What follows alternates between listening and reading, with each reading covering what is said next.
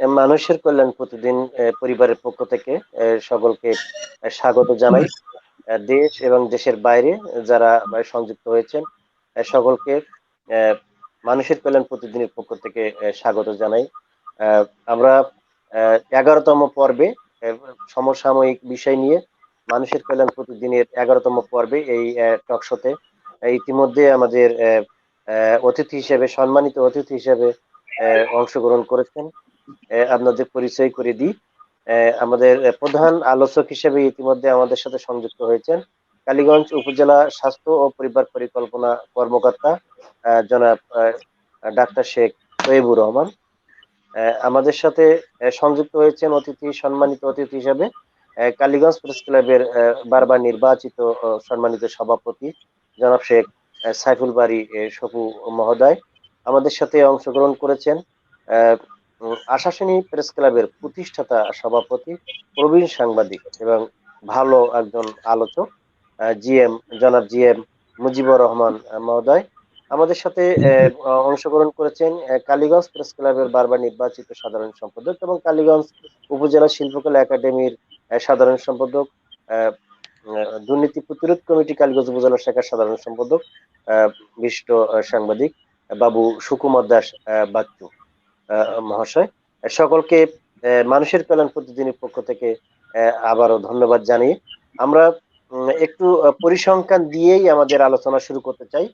আহ, ইতিমধ্যে হয় ইতিমধ্যে হয়তো আপনারা জেনে থাকবেন যে সাতক্ষীরা আজকে একটি হঠাৎ ঘোষণা হয়েছে সাতক্ষীরা মেডিকেল কলেজকে ডেডিকেটেড হাসপাতাল হিসেবে কিন্তু ঘোষণা করা হয়েছে।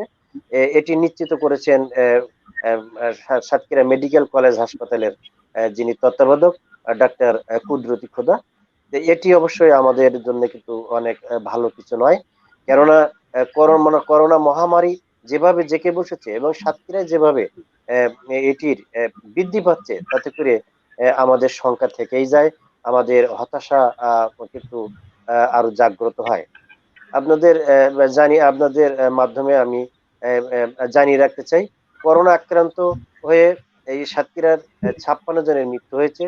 উপসর্গ নিয়ে মারা গিয়েছেন 254 জন। গত 24 ঘন্টায় অর্থাৎ বুধবার রাত থেকে বৃহস্পতিবার সকাল অবধি আমাদের এখানে মারা গিয়েছেন 3 জন।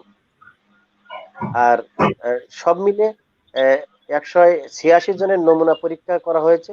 এর মধ্যে 88 জন কিন্তু করোনা আক্রান্ত হয়েছেন। জেলায় এ পর্যন্ত আক্রান্ত হয়েছে 2611 জন। বর্তমানে সাতক্ষীরা মেডিকেলে আজকে 20 জন চিকিৎসাধীন রয়েছেন। আমাদের সদর হাসপাতালে 5 জন চিকিৎসাধীন রয়েছেন এবং বিভিন্ন ক্লিনিকে কিন্তু 13 জন। এই সর্বমোট 38 জন কিন্তু আজকে এই করোনা আক্রান্ত রোগী চিকিৎসাধীন রয়েছেন। সব মিলে বিভিন্ন জায়গায় কিন্তু এই করোনার যে আলামত বা উপসর্গ নিয়ে অনেকেই বাড়িতে ভয়ে হোক এবং নির্জনে তারা কিন্তু চিকিৎসা নিচ্ছেন, অনেকে ভালো হচ্ছেন, অনেকেই অন্তিম মুহূর্তে হাসপাতাল কিংবা বিভিন্ন ক্লিনিকে নিয়ে যাচ্ছেন। তো সব মিলিয়ে আজকের আমাদের সমসাময়িক যে আলোচনা মহামারী করোনার সংক্রমণ প্রতিরোধে এবং চলমান লকডাউন, এই বিষয়টা নিয়ে আমাদের কিন্তু আজকের আলোচনা। আমি শুরুতেই আমরা যাব কালীগঞ্জ প্রেস ক্লাবের বারবার নির্বাচিত সাধারণ সম্পাদক এবং তিনি একজন ভালো উপস্থাপক সুকুমার দাস বাচ্চু দাদার কাছে আমরা জানতে চাইব যে লকডাউন বাস্তবায়নে পুলিশ ও প্রশাসন বেশ তৎপর এবং প্রশংসনীয় তৎপরতা, তবে থেমে নেই জনসাধারণের স্বাভাবিক চলাচল। এই সব মিলে আপনি কেমন ভাবে দেখছেন, যদি মানুষের কল্যাণ প্রতিদিনের মাধ্যমে জনসচেতনতায় যদি কিছু বলতেন সুকুমার দাস বাচ্চু দাদা। ধন্যবাদ সঞ্চালক হাফিজুর রহমান শিমুলকে। বর্তমান মানুষের কল্যাণ ফাউন্ডেশনের উদ্যোগে সময় উপযোগী সমসাময়িক বিষয় নিয়ে আজকের এই টক শোতে যারা অংশগ্রহণ করেছেন সকলে আমার অত্যন্ত প্রিয়ভাজন। এখানে যেহেতু হাফিজুর রহমান শিমুল সকলের পরিচয় করে দিয়েছে, সেজন্য শ্রদ্ধাভাজন সকলকে আমাদের উপজেলা স্বাস্থ্য কর্মকর্তা ডক্টর তৈবুর রহমান সহ আমাদের সাংবাদিক সহকর্মী ভাইরা যারা আছেন, প্রেস ক্লাবের সভাপতি, হাসানি প্রেস ক্লাবের সাবেক সভাপতি সোহন ভাই, আমাদের হাফিজুর রহমান শিমুল সকলকে আমার তরফ থেকে শুভেচ্ছা জানাচ্ছি। আমরা যে গত 2020 সালে মার্চ মাসে বাংলাদেশে প্রথম করোনা রোগী শনাক্ত হওয়ার পর থেকে বর্তমান দেশের সকল মানুষকে এই মহামারীর সংক্রমণ থেকে রক্ষার জন্য সরকার মানুষের সেবার যে কার্যক্রম উদ্যোগ গ্রহণ করেছে, আমরা সেই কার্যক্রমের মধ্যে ছিলাম। হঠাৎ করে আমরা দেখলাম যে আমাদের সীমান্ত জেলা সাতক্ষীরা, পার্শ্ববর্তী দেশ ভারতে যেভাবে মহামারী আকারে সংক্রমণ বৃদ্ধি পেয়েছে, যেহেতু চলছে বাংলাদেশে আসতে পারে। সেই ধারণা থেকে আমরা দেখতে পেলাম যে বেশি দিন যাওয়া লাগেনি, ভারতের সেই ধরন করোনা ভাইরাস আমাদের দেশে ঢুকে পড়েছে এবং এখন আমাদের সাতক্ষীরা জেলায় আমি মনে করি 25 লক্ষ মানুষের মধ্যে একটা আতঙ্ক বিরাজ করছে। আমাদের গত কালকে আমরা কালীগঞ্জ স্বাস্থ্য কমপ্লেক্সে একটি উদ্বোধন অনুষ্ঠানে গিয়েছিলাম। তখন আমাদের উপজেলা স্বাস্থ্য ও পরিবার পরিকল্পনা কর্মকর্তা ডাক্তার শেখ তৈবুর রহমানের কাছে আমরা জানতে চেয়েছিলাম আসলে করোনার পরিস্থিতি কেমন এবং আমরা কি আমাদের উপজেলা বা জেলার মধ্যে কেমন করোনার আক্রান্ত হচ্ছে। উনি এই যেমনটি বললেন যে আজকে আমরা হাসপাতালে যে 5-6 জন বসে আছি, যদি পরীক্ষা করা হয় তো 5 জনের মধ্যে থেকে 4 জন হয়তো আমরা আক্রান্ত থাকতে পারি। সেই হিসেবে দেখা যায় যে সাতক্ষীরার প্রতিটি বাড়িতে, প্রতিটি এলাকায় যাদের বসবাস, পরীক্ষা নিরীক্ষার মধ্যে আসলে হয়তো অধিকাংশই করোনা সংক্রমিত হবে। আমরা দেখছি প্রতিদিন যেভাবে পরীক্ষা করা হচ্ছে, 100-200 পরীক্ষা 200 পরীক্ষা করা হলে 99 জন আক্রান্তের সংখ্যা বাড়ছে। সেই থেকে আমরা যে একটি ভয়াবহ অবস্থার মধ্যে আছি এটি আর বলার অপেক্ষা রাখে না। কারণ গত 5 জুন সাতক্ষীরা জেলা প্রশাসক করোনা প্রতিরোধ কমিটির সম্মানিত সভাপতি এস এম মোস্তফা কামাল 1 সপ্তাহ লকডাউন ঘোষণা করে। একটা লকডাউন শেষে দ্বিতীয়বার আবার আরো একটি সপ্তাহ, অর্থাৎ তৃতীয়বারের মতন আমরা আজকে দেখলাম যে আজকে 17 জুন, আজকে দ্বিতীয়বারের লকডাউন শেষ পর্যায়ে এসে তৃতীয়বারের মতন লকডাউন ঘোষণা এসেছে। এবং কেন করছেন সেটি আমরা বুঝতে পারছি যে আসলে আমরা কোনোভাবেই করোনা আক্রান্ত যে সংক্রমক এটি প্রতিরোধ করতে পারছি না, এবং প্রতিরোধ করতে পারছি না লকডাউনের মধ্যে সাধারণ মানুষ প্রয়োজনের তাগিদে কিংবা অপ্রয়োজনে রাস্তা চলে আসছে। আমরা সাতক্ষীরা জেলায় যেভাবে দেখছি যে প্রশাসন মাঠে আছে, পুলিশ প্রশাসন মাঠে আছে, উপজেলা পর্যায়ে উপজেলা প্রশাসন মাঠে আছে, ম্যাজিস্ট্রেট মাঠে আছে। যখন দেখা যাচ্ছে যে আসলে প্রতিদিন সকাল 9টা থেকে বলার কথা যে 12টা পর্যন্ত কাঁচা বাজার খোলা থাকবে, কিন্তু ভোর 6টা থেকে আমাদের দোকানপাট কাঁচা বাজার খোলা থাকে, 12টা কেন 1টা পর্যন্ত খোলা থাকে। তারপরে গিয়ে যখন রাস্তায় ব্যারিকেড দেওয়া হচ্ছে তখন মানুষ কিছু কিছু ব্যারিকেড মানলেও দোকানপাট ব্যবসা প্রতিষ্ঠান, শপিং মল বড় বড় গুলো বন্ধ থাকলেও ছোটখাটো দোকানগুলো বন্ধ রাখা যাচ্ছে না। এবং দূরপাল্লার যানবাহন বন্ধ থাকলেও easy bike, microbus, private car, motorcycle, van গাড়ি কোনোভাবে বন্ধ রাখা যাচ্ছে না। আমরা মনে করছি, বিশেষ করে আমি মনে করছি যে আসলে প্রশাসনের ভয়ে কিছু কিছু সময় মানুষ ঘর থেকে বেরোনো বন্ধ থাকলেও, দোকানপাট বন্ধ রাখলেও, মানুষের জনসমাগম এড়ানো সম্ভব হলেও প্রকৃতপক্ষে মানুষ কিন্তু প্রশাসনকে ভয় করে মানছে। তাদেরকে মানা উচিত যে আমি একজন সাধারণ নাগরিক, আমাকেও লকডাউনের সবকিছু মানতে হবে। আমি যদি সংক্রমক থেকে মুক্ত হই, সংক্রমক থেকে যদি মুক্ত থাকতে পারি তাহলে আমার পরিবার মুক্ত থাকবে, আমার পরিবার মুক্ত থাকলে আমার সমাজ, আমার এলাকা মুক্ত থাকবে, একটা পর্যায়ে আমার দেশ শান্তিতে থাকবে, আমরা সবাই সংক্রমক থেকে ভালো থাকতে পারবো। কিন্তু সাতক্ষীরার কথা, বাংলাদেশের কথা মধ্যে দিয়ে আমরা সাতক্ষীরা এখন একটি ভয়াবহ অবস্থার মধ্যে আছি। আমরা গত তারিখে দেখলাম মিডিয়াতে যে আমাদের মাননীয় প্রধানমন্ত্রী বলেছেন যে আসলে যে এলাকা বা যে শহর, যে উপজেলা, জেলার বেশি সংক্রমণের সংখ্যা, করোনা ভাইরাসের আক্রান্ত সংখ্যা বেশি, সেসব জায়গায় লকডাউন চলছে, প্রয়োজন হলে সেই জেলার সাথে সংযোগ কাট করা হোক, অর্থাৎ জেলার মানুষ জেলার মধ্যে থাক, অন্য জেলাতে যাতে না যায়। আস্তে আস্তে আমাদের সাতক্ষীরাতে সে এমন একটা পরিস্থিতি হয়ে আসছে, যাতে আমরা অন্য জেলার সাথে সংযোগ করতে না পারি, আমাদের জেলার মধ্যে হয়তো থাকতে হবে। এখনো যে দিন যাচ্ছে সেই হিসেবে একটু আগে হাফিজুর রহমান শিমুল সাতক্ষীরার করোনা ভাইরাসের যে চিত্র উপস্থাপন করলো, আমরা যেটি দেখলাম যে কালীগঞ্জ, আমরা সাতক্ষীরার মধ্যে যাব না, আমরা শুধু কালীগঞ্জকে যদি দেখি যে আমরা আক্রান্তের সংখ্যা আমরা উপজেলা স্বাস্থ্য কর্মকর্তার কাছ থেকে পেয়েছিলাম যে 327 জন। উনি ভালোভাবে ওনার বক্তব্যের সময় আমরা আরো কষ্ট করে ওনার কাছ থেকে আমাদের কালীগঞ্জের চিত্র আমরা জানবো। আমি শুধু এটুকু বলবো, হাফিজুর রহমান শিমুল যেটি বলেছে যে আসলে প্রশাসনের তদারকিটা কতটুকু, প্রশাসন তদারকি করছে, কিন্তু যখন কালীগঞ্জ থেকে উপজেলা নির্বাহী কর্মকর্তা আমাদের খন্দকার রবিউল ইসলাম, উনি মাঝে মাঝে তদারকি করছেন, এক ইউনিয়ন থেকে আরেকটা ইউনিয়নে যাচ্ছেন, ওনার গাড়ির আওয়াজ পেলে উনি আসছেন, এই সাউন্ডটা পেলে অনেক দোকানদার ভয়ে বন্ধ করছেন, আবার উনি চলে গেলে পরবর্তীতে দোকানের ঝাপটা তুলে সে চা বিক্রি করছে। এই যে মানুষকে ভয়ের কারণে করোনা থেকে মুক্ত রাখার জন্য কিছুটা সময় আমি বন্ধ থাকলাম, প্রশাসন মাঠে আছে, আমি নাই, দোকানপাট বন্ধ, কিন্তু প্রশাসন চলে গেলে আবার স্বাভাবিক গতিতে মানুষের রাস্তায় আসা, দূরে কাজ থাকলে চলে যাওয়া। আমি মনে করি লকডাউন যদি করতে হয়, টোটাল ব্যাংক, বিমা, অফিস, আদালত সবকিছু বন্ধ রাখতে হবে। আমি আদালত খোলা রাখবো, মানুষকে আমার পরে যাওয়ার জন্য সাতক্ষীরা যেতে হবে। আমি বিদ্যুৎ অফিস খোলা রাখবো, আমাকে বিদ্যুতের বিল দেওয়ার জন্য ব্যাংকে আসতে হবে। আমার টাকা প্রয়োজন, আমার ব্যাংকে আসতে হচ্ছে। আমার হাট বাজার খাওয়ার প্রয়োজন, আমার বাজারে যাওয়া লাগছে। কিন্তু মানুষকে কোনোভাবেই বেঁধে রাখা যাচ্ছে না।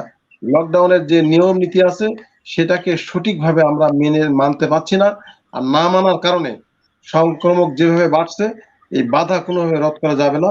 এখনো যে সময়গুলো আছে, আমরা মনে করছি যে সামনে গতবার রোজার ঈদ ছিল, রোজার ঈদে প্রশাসন কি করলো, দূরপাল্লার যানবাহন বন্ধ করে দিল, কিন্তু ফেরি পার হয়ে হাজার হাজার লক্ষ লক্ষ মানুষ চলে আসলো বাড়িতে, ঠেকানো গেল না। সামনেও আবার আমরা দেখতে পাচ্ছি কুরবানির ঈদ, এখন থেকে যদি আরো পদক্ষেপ না,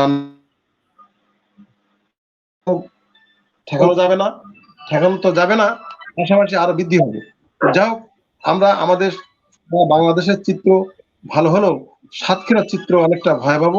এই ভয়াবহতার মধ্য দিয়ে আমরা আমাদের সংক্রামক ব্যাধি থেকে যদি আমরা রক্ষা করতে পারি, প্রশাসন মাঠে আছে, প্রশাসনকে সহায়তার জন্য আমরা সাধারণ নাগরিক, আমরা সাধারণ এলাকাবাসী প্রশাসনকে সহযোগিতা করতে হবে।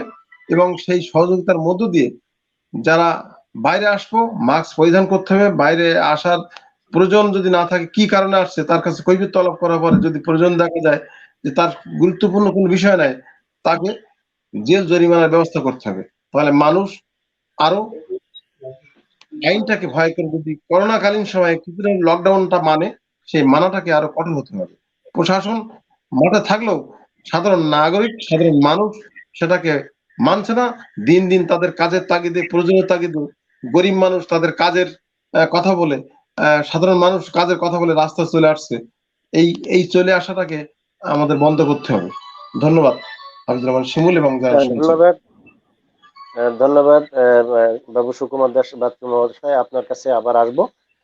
মানুষের কল্যাণে প্রতিদিনের সম্পাদক, বিশিষ্ট কলামিস্ট, কবি নেওয়াজ রাজ এর নির্দেশনায় এবং হাসানুর রহমান সুমন এর সার্বিক কারিগরি সহযোগিতায় আজকের এই বিশেষ টক শো, এই টক শোয় এই পর্যায়ে আলোচনা রাখার জন্য আহ্বান জানাচ্ছি যিনি খুব ভালো একজন উপস্থাপক, বিষয় ভিত্তিক, আশাশুনি প্রেস ক্লাবের প্রতিষ্ঠাতা সভাপতি, প্রবীণ সাংবাদিক জি এম মুজিবুর রহমান ভাই।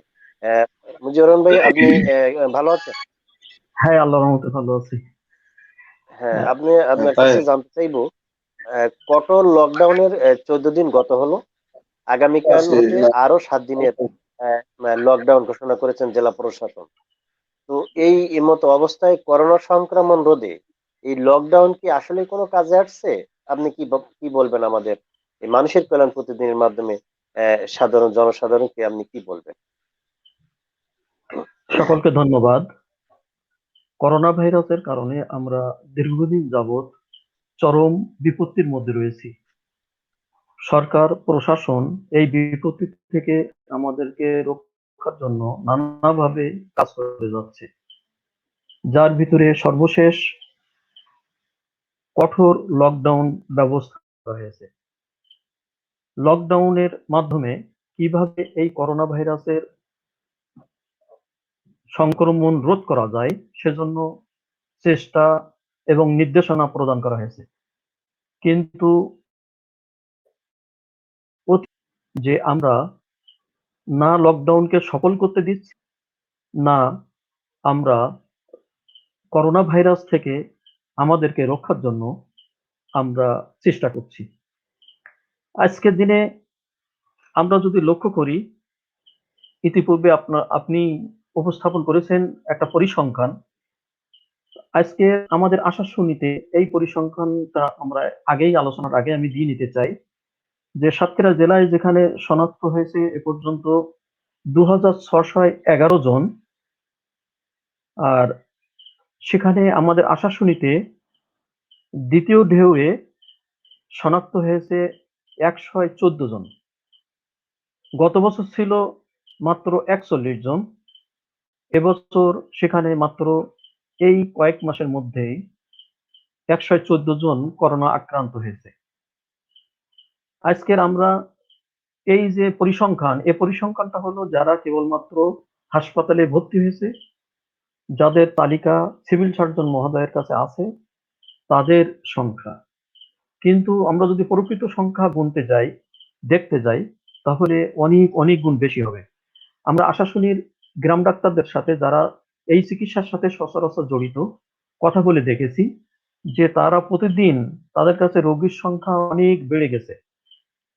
আজকের এসব রোগীর অধিকাংশই, যে সমস্ত রোগী তাদের কাছে আসছে তার অধিকাংশই জ্বর, সর্দি, কাশি অর্থাৎ করোনা উপসর্গ নিয়েই তারা চিকিৎসা নিতে আসছে। এর এই যে দিনের পর দিন আমাদের করোনার যে সংক্রমণ এটা যে বেড়ে যাচ্ছে, এর কারণ হলো যে আমরা এই সরকারি নির্দেশনা আমরা মানছি না, আমাদের স্বাস্থ্যবিধি মেনে চলতে আমরা চাই না, এজন্য এটা হচ্ছে। আজকের আমরা যদি লক্ষ্য করি তাহলে দেখব যে আমাদের সচেতনতার অভাব এবং অবহেলা এইটা চরমভাবে আমাদেরকে গ্রহণ করেছে। আমাদের ভিতরে বদ্ধ হয়েছে এখন যে করোনা ছোঁয়াচে নয়, আমরা গ্রামের মানুষ, আমরা কায়িক পরিশ্রম রোদ্দুরে থাকি, আমাদেরকে করোনা ছুঁবে না, এরকম একটা ধারণা আমাদের মধ্যে স্থাপিত হয়েছে এবং এই ধারণার উপরে ভিত্তি করেই আমরা আজকের লকডাউন বলি, কোনো কিছুই মানতে চাই না, করোনাকে আমরা ভয় করি না।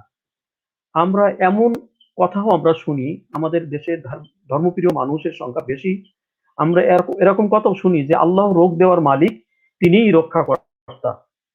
তার উপরে যে আমাদেরকে যে পূর্ণাঙ্গ ঈমান নিয়ে আল্লাহকে বিশ্বাস করতে হবে, আল্লাহ আমাদেরকে রক্ষা করতে পারেন, আল্লাহ আমাদেরকে রোগ দেন এবং রক্ষা করেন, একথা যেমন সত্য, তেমনি ভাবে আল্লাহ রাব্বুল আলামিন আমাদেরকে আমাদের আত্মরক্ষার জন্য, আমাদের সমস্ত প্রকার মহামারী বলি যাই বলি না কেন সব থেকে রক্ষার জন্য আল্লাহ রাব্বুল আলামিন আমাদেরকে সতর্ক থাকা, আমাদেরকে নিজেদেরকে রক্ষা করার জন্য, সেভাবে চলাচল করার জন্য যে নির্দেশ দিয়েছেন এ কথাটা আমরা মানতে চাই না। যার প্রেক্ষিতে আমরা আল্লাহর উপরে পূর্ণাঙ্গ ঈমান রাখার সাথে সাথে যে আমরা এই বিষয়গুলো নিয়েই আমরা রোগ প্রতিরোধ ক্ষমতা বৃদ্ধি করা বা রোগ থেকে বাঁচা বা যে সমস্ত বিপদ বিসম্বাদ আমাদের উপরে আসে তাকে রক্ষার জন্য আমাদেরকে যে এগিয়ে আসা দরকার সে কথাটা আমরা বিশ্বাস রাখতে পারি না। পবিত্র কোরআনের ভিতরে রয়েছে ফাসাদু ফিল বাররি ওয়াল বাহরি বিমা কাসাবাত আইদিন নাস, সুস্পষ্ট কথা যে আমাদের উপরে যে বিপদ বিসম্বাদ যে সময় আমাদের ভিতরে আসছে, আমাদের উপরে যে মহামারী আসছে, আমাদের উপরে যে ধরনের অসুবিধা আছে বাহার মানে জমিনের উপরে এবং সমুদ্রের ভিতর থেকে, সেগুলো হচ্ছে আমাদের নিজেদেরই সহস্রের ফল। অর্থাৎ আমাদের উপরে যত প্রকারের যাই আসুক না কেন এগুলো আমাদের হাতের অর্জিত কর্মের ফল হিসাবে আমাদের উপরে এগুলো আল্লাহ রাব্বুল আলামিন দিয়ে থাকেন। আজকের আমরা যদি আমাদেরকে রক্ষার জন্য যদি আমরা ভালো কাজ না করি, রক্ষার জন্য সচেতন না হই, আমরা তাহলে অবশ্যই আমরা করতে পারবো না। আল্লাহ রাব্বুল আলামিন আমাদেরকে তিনি সবকিছুই বিবেক দিয়েছেন, বুদ্ধি দিয়েছেন, আমাদেরকে রক্ষা করার জন্য দায়িত্ব, কর্তব্য আমাদেরকে দিয়ে আমরা সেগুলো যদি না বাঁচতে পারবো না। আজকের যে অবস্থায় আমরা আজকের বাজারে দেখছি মানুষ এই করোনা ভাইরাসের দ্বিতীয় ঢেউ আমাদের উপরে এসেছে। কিন্তু মানুষ এখন গতবারের তুলনায় এবার বাজার ঘাট, চায়ের স্টল যা বলি না কেন সব জায়গাতে ব্যাপকভাবে ভিড় আমরা পরিলক্ষিত হতে দেখছি। আজকের মাস্ক পরার প্রতি মানুষের যে অনীহা এটাও আমরা লক্ষ্য করছি যে পথে ঘাটে বেরোবে কিন্তু মাস্ক ব্যবহার করবে না। এরকম অসংখ্য মানুষ রয়েছে। আজকের প্রত্যেক গ্রামে আমরা সর্দি জ্বর বেড়ে গেছে এবং এখন দেখছি কি এই জ্বরগুলো অধিকাংশ বাড়িতে সব ৩ দিন থেকে ১৫-২০ দিন পর্যন্ত জ্বর হচ্ছে। কিন্তু তারা সেই চিকিৎসা নিচ্ছে কিন্তু নিজেরা বাড়িতে যেভাবে পাচ্ছে তারা যাচ্ছে না হাসপাতালে এবং না কোনো তারা যে টেস্টও করাচ্ছে না। করোনা আক্রান্ত বা উপসর্গ নিয়ে চিকিৎসা নেওয়া রোগীর পরিবার তাদেরকে যে হোম কোয়ারেন্টাইনের যে থাকার যে বিধান এটাও তারা মানছে না। অর্থাৎ আমরা সবকিছুই আমরা অমান্য করে এগিয়ে যাচ্ছি। বিধায় আমাদের এই পরিণতি এখন আমাদের উপরে এসে দেখা দিয়েছে। আজকের আরেকটা দিক আমরা বিবেচনা করে থাকি যেটা আমরা দেখি সাংবাদিক হিসাবে যে আজকের বহু মানুষ এই করোনা থেকে মানুষকে সচেতন করার জন্য, মানুষকে রক্ষার জন্য কাজ করে থাকে। তাই তারা যারা কাজ করে থাকে তারা দেখা যাচ্ছে করোনা প্রতিরোধে তারা মাস্ক বিতরণ করছে, হ্যান্ড স্যানিটাইজার বিতরণ করছে। কিন্তু অনেকক্ষণ দেখা যায় তাদের আবার অনেকেই তারা নিজেরাই মাস্ক ব্যবহার করে না বা হ্যান্ড স্যানিটাইজার ব্যবহারও করে না। এমন অনেক ঘটনা বিভিন্ন অনুষ্ঠান বিভিন্ন জায়গায় আমরা দেখে থাকি। এতে করে মানুষের ভিতরে কি তৈরি হয় যে তাদের ভিতরেও একটা এই অবস্থা সৃষ্টি হয় যে না এগুলো মনে হয় লাগবে না। এরকম একটা পরিবেশ সৃষ্টি হয়। তাছাড়া আমরা শারীরিক দূরত্ব যেটা সেটাও আমরা রক্ষা করছি না সব খাতে বা সে বাজার থেকে সব জায়গাতেই আমরা এটা দেখে যাচ্ছি। গতবার আমরা যেটা লক্ষ্য করেছিলাম যে ভ্রাম্যমান করোনা নমুনা সংগ্রহ ব্যবস্থা ছিল গতবার আমরা সেটা দেখেছি। আমরা দেখেছি বাড়িতে, বাড়িতে যেয়েও নমুনা সংগ্রহ করা হয়েছিল। কিন্তু এবার আমরা আশাসনিত তো অন্তত সেটা দেখছি না। যে বাড়িতে, বাড়িতে যেয়ে নমুনা সংগ্রহ করবে এ ব্যবস্থা নাই এবং তারা এম কারা আক্রান্ত হচ্ছে সেগুলো খোঁজখবর নেবে সেটাও আমরা দেখতে পাচ্ছি না। আমরা দেখতে পাচ্ছি না যারা করোনা আক্রান্ত হচ্ছে আ ব্যা আ সিভিল সার্জন অফিস থেকে তাদের তালিকা প্রেরণ করা হচ্ছে। অথচ তারপরেও তাদের খোঁজখবর নেওয়া হচ্ছে না। না হচ্ছে অ্যা আ স্বাস্থ্য বিভাগের পক্ষ থেকে, না নেওয়া হচ্ছে ইওনো প্রশাসনের পক্ষ থেকে, না নেওয়া হচ্ছে পুলিশের পক্ষ থেকে। এমনকি আমাদের আশাশুনিতে এ পর্যন্ত যারা করোনা আক্রান্ত হয়েছে যে ১১৪ জন এদের বাড়িতে লকডাউনও করা হয়নি। মাত্র সীমিত আমরা যখন রিপোর্ট করেছি মাত্র কয়েকজনের বাড়িতে যেয়ে আ আ লাল আ ইয়ে বা সাইনবোর্ড মেরে দিয়ে এসে লকডাউন ঘোষণা করা হয়েছে। গতবার আমরা দেখেছিলাম যে প্রত্যেকের বাড়িতে, বাড়িতে খাদ্য পাঠানো হতো যারা এই করোনা আক্রান্ত ছিল। কিন্তু এবার আমরা সেইটা দেখছি না।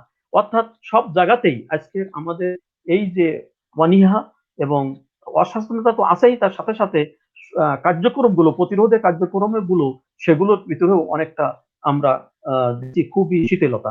যেটা আমাদেরকে অবশ্যই ভাবিয়ে তুলেছে যে আমরা কিভাবে এর থেকে আমরা আমাদেরকে রক্ষা করতে পারবো। আজকের সচেতনতার অভাব অবহেলা এটা তো আমাদেরকে অবশ্যই আ তুলতে হবে। এটা আমরা কিভাবে এ থেকে রক্ষা করতে পারি সেজন্য আমাদেরকে ব্যাপকভাবে আমাদের কাজ করা দরকার। যদি না করতে পারি তাহলে অবশ্যই আমরা আমাদের সেই কাঙ্ক্ষিত যে করোনা প্রতিরোধের সরকারের যে মহা উদ্যোগ, এই উদ্যোগ অনেকটা জটিল হয়ে যাচ্ছে এবং কঠিন হয়ে যাচ্ছে এবং দীর্ঘস্থায়ী হচ্ছে। আমরা এতদূর আমাদের এগুলোর কথা না। আজকের দিনে আমাদের সাতক্ষীরা জেলা গতবার যতটুকু না আমরা সংশয়ের ভিতরে ছিলাম, কিন্তু গতবার আমাদের ভিতরে ভীতি ছিল। গতবার আমাদের ভিতরে ব্যাপক সচেতনতার সৃষ্টি হয়েছিল। কিন্তু এবার যখন আমাদের আক্রান্ত হচ্ছি এবার যখন আমাদের ঘাড়ের উপরে এসে বসেছে করোনার ভাইরাসের উপসর্গ, তখন আমাদের ভিতরে সেই সচেতনতা নেই, সেই আগ্রহ নেই, সেই মানুষের ভিতরে সেই ভয় ভীতি এটা আমরা দেখতে পাচ্ছি না। আজকে যখনই পুলিশ আসে, তখনই আমরা দেখি যে মানুষ দৌড়ে পালায়, যখনই মাঝে, মাঝে আসে। যখন ভ্রাম্যমাণ আদালতের জন্য প্রশাসন আসে, তখন মানুষ দৌড়ে, দৌড়ে পালায়। কিন্তু যখনই সেটা আ পুলিশ বা প্রশাসন আ উম ১০০ গজ এগিয়ে যাবে সঙ্গে, সঙ্গে পিছন থেকে সবাই বেরিয়ে আবার রাস্তার উপরে এসে, বাজারের উপরে এসে সবাই দাঁড়িয়ে যাচ্ছে। তো আজকের এই দিনে আমরা আজকের যদি আমাদের সচেতনতার যে অভাব, এই অভাবটা যদি আমাদেরকে আ পূরণ করতে হয়, তাহলে আমাদেরকে আরো বেশি, বেশি করে এগিয়ে আসতে হবে প্রশাসনিকভাবে এবং সামাজিক এবং যারা মসজিদ মন্দির এই জায়গাগুলোতে গতবার ব্যাপক প্রচার হতো, কিন্তু এবার আমরা সেই প্রচারটা এবার আর দেখতে পাচ্ছি না। মসজিদ মন্দিরগুলোতে যে করোনার রোগ থেকে মানুষকে পরিত্রাণের জন্য যে সেখানে মাস্ক পরে আসতে হবে, সেখানে যে হ্যান্ড স্যানিটাইজারের ব্যবস্থা রাখতে হবে, এইগুলো এবার আমরা সেইভাবে আর দেখছি না। অর্থাৎ সব জায়গাতেই অবহেলা, সব জায়গাতেই আজকের মানুষের ভিতরে সচেতনতার অভাব, এটা ব্যাপকভাবে আমাদেরকে জুড়ে বসেছে। আজকের এর থেকে রক্ষার জন্য আমাদের এখনই উদ্যোগ নেওয়া দরকার, যে কিভাবে আমরা এর থেকে রক্ষা, প্রশাসনিকভাবে উদ্যোগ নিতে হবে, সাথে সাথে আমরা সামাজিক সাংস্কৃতিক সংগঠন যেগুলো রয়েছে আমাদেরকেও ব্যাপকভাবে এই কাজের দিকে আমাদের এগিয়ে যাওয়া দরকার। অন্যথায় আমরা এর থেকে আমরা আমাদের জাতিকে রক্ষা করতে পারবো না। আজকে সাতক্ষীরা যে চরম একটা বিপর্যয়ের কাছে কাছে এসে দাঁড়িয়েছে, এর থেকে আমরা রক্ষা করতে পারবো। শহর ভিত্তিক ব্যাপক লকডাউনের কার্যক্রম চলছে, আমরা দেখছি সাতক্ষীরা শহর ভিত্তিক, কিন্তু পাড়া গায়ে এসে সেইটা আর দেখা যাচ্ছে না। আমাদের উপজেলা ভিত্তিক এসে সেটা দেখা যাচ্ছে না, খুব কমই দেখা যাচ্ছে। যার জন্য আমরা আজকের এই চরম জায়গায় দিকে এগিয়ে যাচ্ছি। আমরা এর থেকে পরিত্রাণ চাই, আমরা আমাদের সমাজকে রক্ষা করতে চাই, আমাদের মানুষকে আমরা বাঁচাতে চাই। এজন্য আমরা নিজেরাই যেমন চেষ্টা করব, সাথে সাথে মসজিদ মন্দির থেকে শুরু করে সরকারিভাবে এই উদ্যোগটা যদি কঠিনভাবে নেওয়া না হয়, তাহলে মানুষকে আমরা রক্ষা করতে পারবো না। কারণ মানুষ তারা সহজে কোনো কিছু মেনে নিতে চায় না। তারা তাদের উপরে যখনই একটা চাপ না আসবে, তখন মানুষ সহজে মেনে নিতে চায় না। তা আমরা এই ছোঁয়াচে রোগ থেকে আমরা কিভাবে আমাদেরকে পরিত্রাণ করতে পারি, আমরা কিভাবে আজকে আমরা এই মানুষদেরকে আমরা যে মানুষ অবহেলা বা যে স্বাস্থ্যতার অভাবের কারণে তারা যেটা কাছে থেকে রক্ষা করতে পারে, সেজন্য আমরা সবাই চেষ্টা করব। এই প্রত্যাশা রেখে আমি আমার কথা এখানে শেষ করছি। আহ, ধন্যবাদ। ধন্যবাদ জি এম মুজিবুর রহমান মহোদয়। আপনার কাছে আবারও ফিরবো। আমরা দেশ এবং দেশের বাইরে যে সকল দর্শক শ্রোতা ভাই বোন বন্ধুগণ এই মানুষের কল্যাণ প্রতিদিনের এই লাইভ টক শোতে রয়েছেন, সকলকে আবারও স্বাগত জানাই। আমাদের এই বিষয় ভিত্তিক এই প্রোগ্রামটি আপনারা লাইক শেয়ার এবং কমেন্ট করে আমাদেরকে অনুপ্রাণিত করবেন। আমরা 11তম পর্বে অনেক গুণীজনের অংশগ্রহণ পেয়েছি, অনেক আলোকিত ব্যক্তিদের একত্রিত করতে পেরেছি। এই জন্য সম্মানিত অতিথিবৃন্দকে আবারও ধন্যবাদ জানাই। এখন আমাদের সামনে কথা রাখবেন যিনি কালীগঞ্জ প্রেস ক্লাবের বারবার নির্বাচিত সভাপতি এবং দৈনিক ভোরের ডাক, দৈনিক জন্মভূমি এবং দি ডেইলি বাংলাদেশ টুডে পত্রিকার কালীগঞ্জ উপজেলা প্রতিনিধিত্ব করেন জনাব শেখ সাইফুল বারী সপু ও সাহেব। আপনি কেমন আছেন?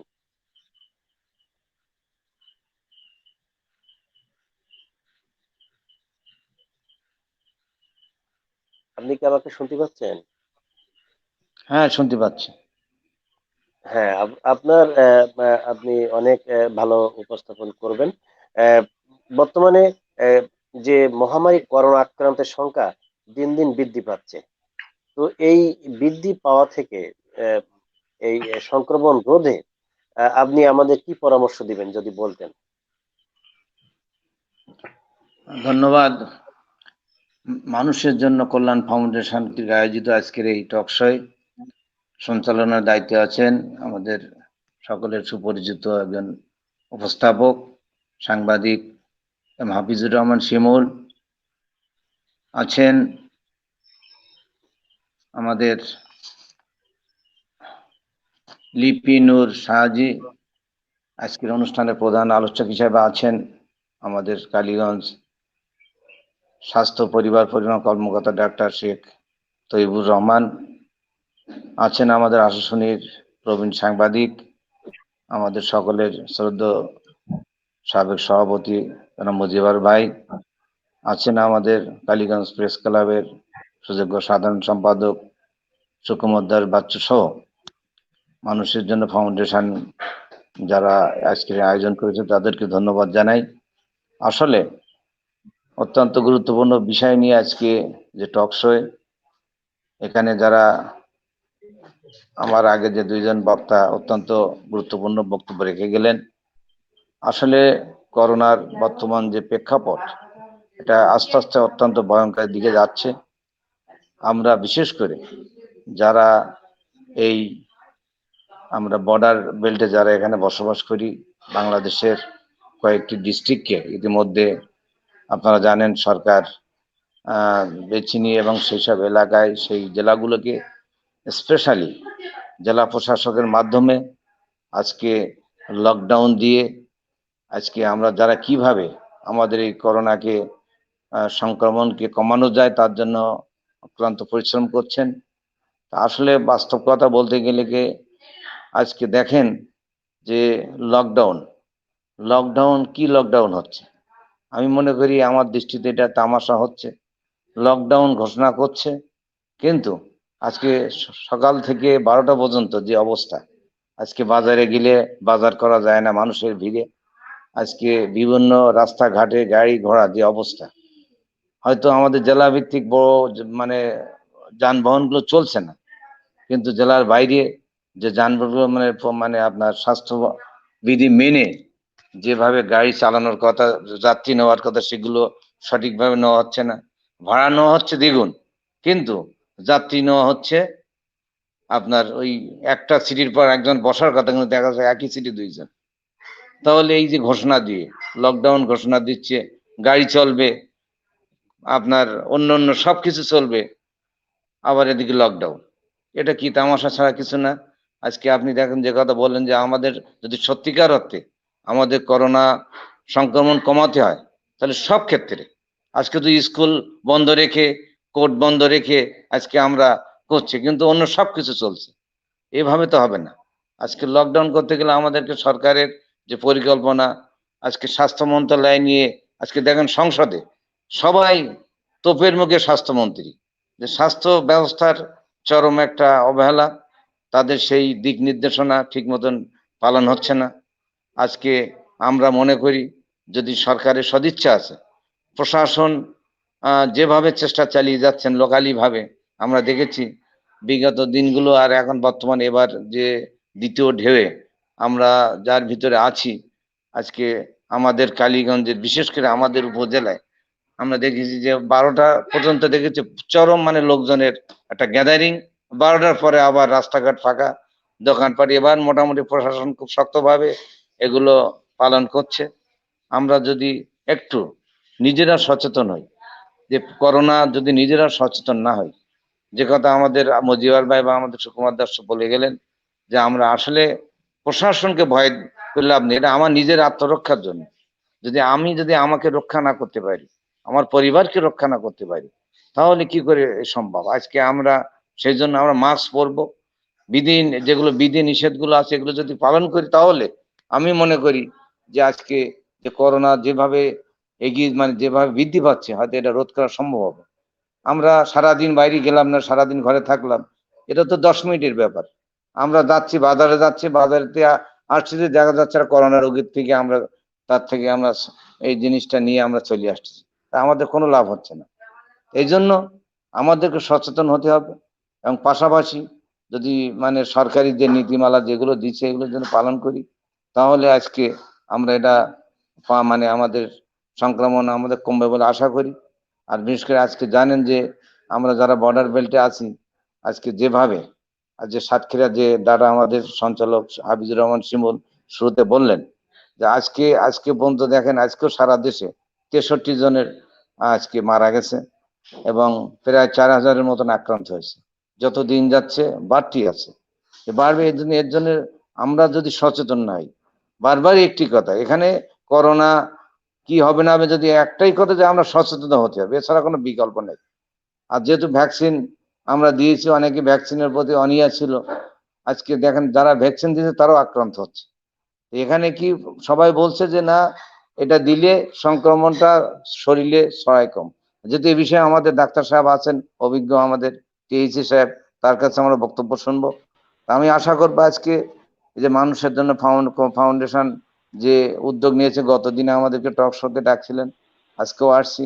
আমি আশা করব যে আসলে যে উদ্দেশ্য নিয়ে আমাদেরকে ওনারা ডাকছেন, আজকে আমরা যদি সবাই সচেতন হয়ে যদি করোনাকে যদি আমরা সঠিকভাবে স্বাস্থ্যবিধি মেনে যদি আমরা চলতে পারি, তাহলে আমাদের এটা রোধ করা সম্ভব হবে। নতুবা ভয়ানক দিকে আমরা এগিয়ে যাচ্ছি। আমরা আশা মানে মনে করি কেউ এর থেকে রেহাই পাবো না। এখন প্রত্যেক বাড়িতেই আমরা যেটুকু আমাদের নলেজে আছে যে প্রত্যেক বাড়িতে কারো না কারো জ্বর আছে, কেউ মানে এই উপসর্গ নিয়ে হয়তো কেউ হাসপাতালে যাচ্ছে না, কিন্তু বাড়িতে প্রতি বাড়িতে এখন দেখা যাচ্ছে যে জ্বর সর্দি কাশি নিয়েই এই করোনার উপসর্গ নিয়ে তারা বসবাস করছে। হয়তো কারো রোগ প্রতিরোধের ক্ষমতা ভালো আছে, তারা হয়তো আল্লাহ পাকের ইচ্ছা সুস্থ হয়ে যাচ্ছেন, আর যারা এটা মানে প্রতিরোধ করার ক্ষমতা যাদের শরীরে নেই তারা আক্রান্তে যাচ্ছেন। আজকে সাতক্ষীরা হাসপাতালে দেখেন, মেডিকেলে সেখানে আজকে জায়গা নাই, খুলনাতে জায়গা নেই। যে এইভাবে যদি বাড়তে থাকে করলে আমাদের পার্শ্ববর্তী ইন্ডিয়ার মতন অবস্থা আমরা আশঙ্কা করছি। এখনো সময় আছে, এখনো আমরা যদি এটা নিয়ে কিছুটা সচেতন হই তা আমরা মনে করব তাহলে আমাদের আজকে টক শো বলেন, আজকে আলোচনা বলেন, যাই বলেন, এটা সফলতা হবে। তা আমি বক্তব্য দীর্ঘায়িত করবো না, যদি একই কথা আমাকে যে ট্রফির উপরে বক্তব্য দেওয়ার জন্য বলে এসে আমরা সবাই সচেতন হব। এবং আজকে আবারও আমি ধন্যবাদ জানাই আজকের এই সঞ্চালক, যার চ্যানেলের মাধ্যমে আমরা আমাদের এই বক্তব্য তুলে ধরছেন। আমি প্রেস ক্লাবের পক্ষ থেকে তাদেরকে ধন্যবাদ জানিয়ে এবং আজকে যারা আলোচক আছেন তাদেরকেও আমার পক্ষ থেকে আন্তরিক ধন্যবাদ জানিয়ে আমি আবারও সবার কাছে অনুরোধ করব, আজকের এই অনুষ্ঠান যারা দেখছেন দেশে বা দেশের বাইরে, আমরা সবাই যে যে পরিসরে আছি সেই পরিসরে থেকে এই করোনাকে কিভাবে মোকাবেলা করা যায় সেইভাবে আমরা সকলে সেই পরিসরে থেকে আমরা চেষ্টা করব। এই আহ্বান রেখে আমি আবারও সকলকে ধন্যবাদ দিয়ে আমি আর বক্তব্য শেষ করছি। আল্লাহ হাফিজ। ধন্যবাদ সভাপতি কালীগঞ্জ প্রেস ক্লাব মহোদয়কে, অনেক চমৎকার ভাবে তিনি বললেন। আসলে আমি একটু বলতে চাই যে সকাল থেকে শুরু করে, যেমনটা বললেন আপনি সভাপতি সাহেব, সকাল থেকে শুরু করে 12টা পর্যন্ত শুধু এইটুকু জায়গায় না, আমি যদি মনে করি লকডাউনের মাধ্যমে করোনা প্রতিরোধে অনেকটা কার্যকর ভূমিকা রাখছে, তাহলে সমস্যা নেই। আবার যদি মনে করি যে লকডাউন শুরু করে সন্ধ্যা অবধি রাইস মিল চলে, সমিল চলে, বিভিন্ন সড়কে যে nosimon Korimon, easy bike, battery van, Mahindra, এগুলো কিন্তু একবার পুরা একটি প্যাসেঞ্জার কিন্তু কম নিয়ে চলছে না। তারা কিন্তু সাধ্যমতো প্যাসেঞ্জার নিয়ে তারা যাতায়াত করছে। আবার অনেকেই যে স্বাস্থ্যবিধি মেনে চলার যে কথা ছিল সেটি কিন্তু মানছেন না।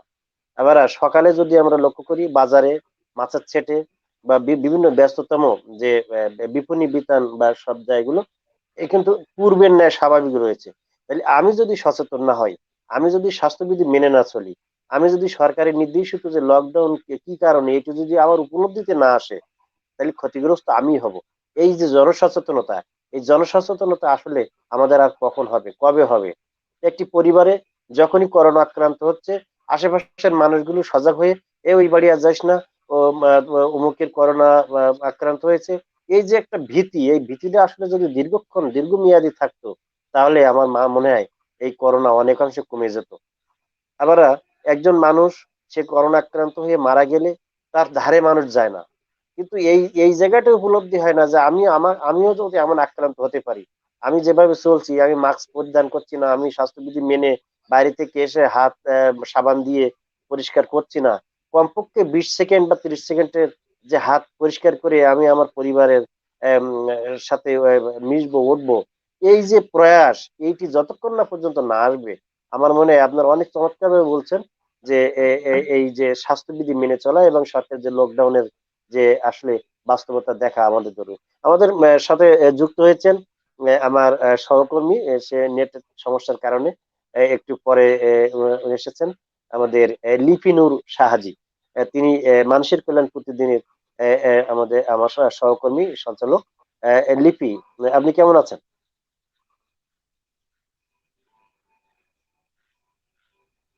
লিপি, আমাকে শুনছেন?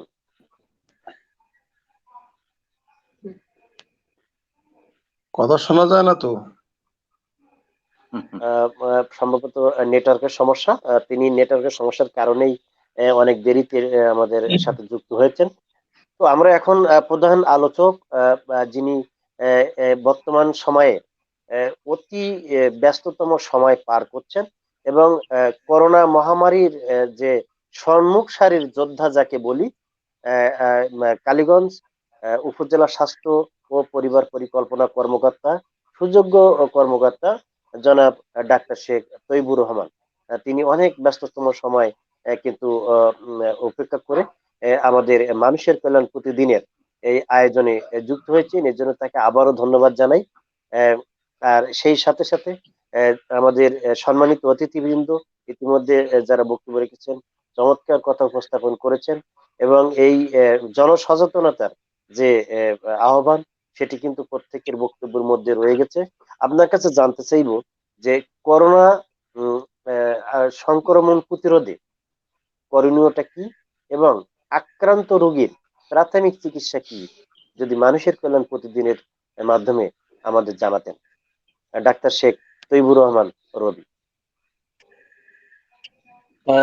ধন্যবাদ। আসসালামু আলাইকুম সবাইকে। আহ প্রতিশ্রুতির দৈনিক মানুষের কল্যাণে প্রতিদিন কর্তৃক মহামারী করোনার সংক্রামক প্রতিরোধ ও চলমান লকডাউন শীর্ষক টক শোতে উপস্থিত শেখ সাইফুল বারী সপু। আমার কথা শুনতে পাচ্ছেন আপনারা? জি জি, হ্যাঁ, শুনতে আমার পাচ্ছি। কথা শেখ সাইফুল বারী সপু, পরিষ্কার আছে। সভাপতি Kaliganj press club. GM Mujibur Rahman, সাবেক সভাপতি, আশাশুনি উপজেলা প্রেস ক্লাব, ওনাকে আজকে দেখার সৌভাগ্য হইল আমার। আর সুকুমার দাস বাচ্চু, সাধারণ সম্পাদক কালীগঞ্জ প্রেস ক্লাব।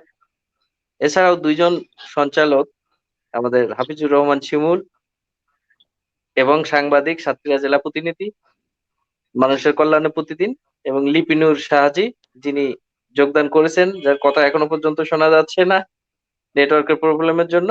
মানুষের কল্যাণে প্রতিদিন। আমি এই বুধবারে আপনাদের সাথে একটা হচ্ছে যে করোনা বিষয়ক সচেতনতামূলক অনুষ্ঠানের উদ্বোধন করছিলাম।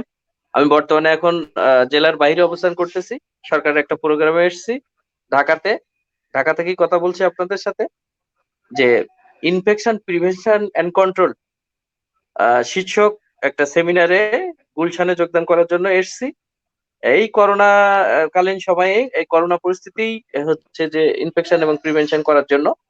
তো যাই হোক, আমি মানে সম্মানিত সঞ্চালক মহোদয় হাফিজুর রহমান শিমুলের মাধ্যমে জানতে পারলাম যে আজকের একটা টক শো এবং সেখানে আমাকে উপস্থিত থাকতে হবে।